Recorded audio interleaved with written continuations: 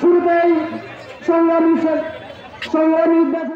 বাংলাদেশ জামায়াতে ইসলামের সহকারী secretary general ATM Azharul ইসলামের নিঃশর্ত মুক্তির দাবিতে খাগড়াছড়িতে বিক্ষোভ মিছিল ও সমাবেশ হয়েছে। কেন্দ্রীয় কর্মসূচির অংশ হিসাবে 18 ফেব্রুয়ারি সকালে বাংলাদেশের জামায়াতে ইসলামী খাগড়াছড়ি জেলা শাখার উদ্যোগে জেলা আমির অধ্যাপক সৈয়দ আব্দুল মোমেনের নেতৃত্বে চেঙ্গি স্কয়ার থেকে একটি বিক্ষোভ মিছিল শুরু হয়ে শহরের প্রধান সড়ক ঘুরে মুক্ত মঞ্চে বিক্ষোভ সমাবেশের মাধ্যমে শেষ হয়। সমাবেশে বক্তারা আন্তর্জাতিক অপরাধ আদালতে বিগত ফ্যাসিস্ট সরকারের দায়ের করা ষড়যন্ত্রমূলক মিথ্যা মামলায় সরকার দলীয় লোকেদের মিথ্যা সাক্ষ্যের ভিত্তিতে দণ্ডিত বাংলাদেশের জামায়াতে ইসলামের সহকারী সেক্রেটারি জেনারেল এটিএম আজহারুল ইসলামের নিঃশর্ত মুক্তি ও জামায়াতের দলীয় প্রতীকসহ নিবন্ধন ফিরিয়ে দেওয়া না হলে কঠোর আন্দোলনের হুঁশিয়ারি দেন।